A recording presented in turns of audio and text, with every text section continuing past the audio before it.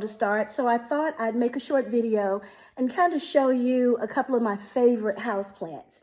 All right, the one that I want to show you today is called the ZZ plant, and I have on gloves because it's actually a poisonous plant. It's a beautiful house plant, but if you have, pets that nibble or even small children that touch and pull on things, this may not be the one for you.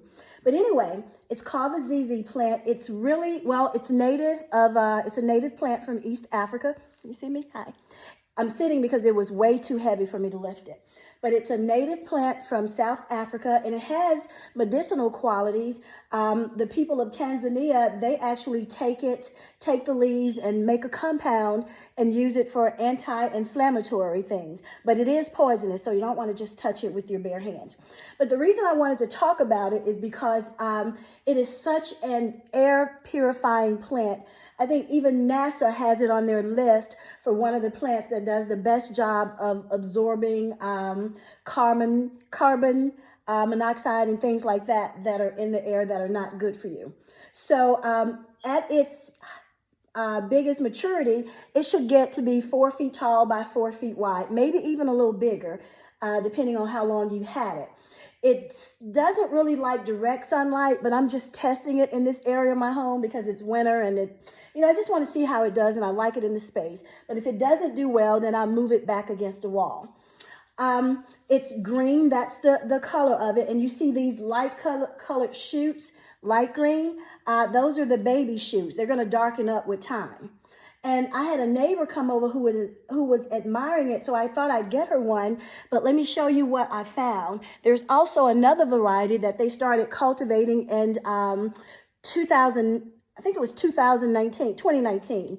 And look at it. It's called, don't let me forget. It's called the Raven ZZ plant because the leaves are basically black. I think it's so stunning. But just like the other one, the baby leaves come out a really light green, but if you could see the tips, they're already starting to turn black. So I thought this species was really, really nice. So I'm gonna gift it to my neighbor, but what I thought I'd do before I gift it to her, I wanted to try and propagate it and, take a little piece for myself. So I just take a trial, and I found there are a couple of ways you can do this. You can try to take a mature cutting, root and all, if you can get that.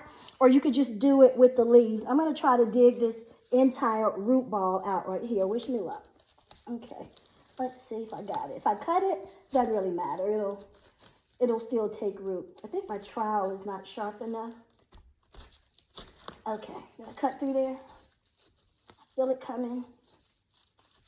I feel it coming. Hold on a second. Gonna leave a little more surgery. Got these babies. All right, there we go.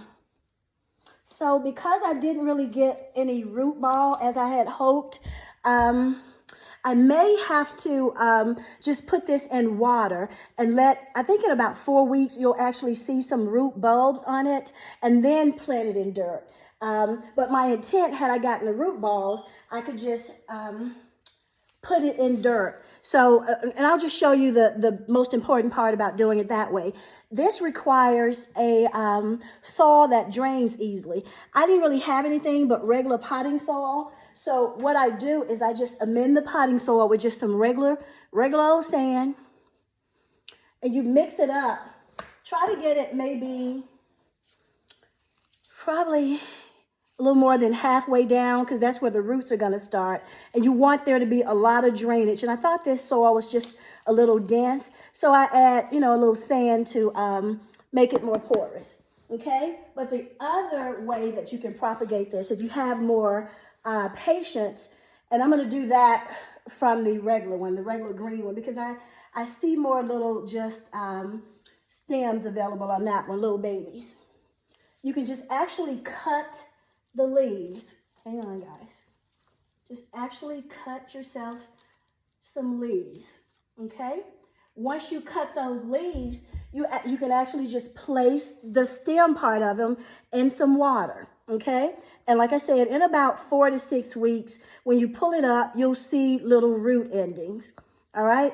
That's gonna float in there. So what I'll probably do after I'm finished, You can take something as simple as some styrofoam and just put it across and just stick these, cut a little hole, stick these through the styrofoam so that they don't sink, but the little root end is getting some water and it's getting wet. And then, like I said, and I'll probably come back and do another video because you should see some roots coming out of it in 4 to 6 weeks.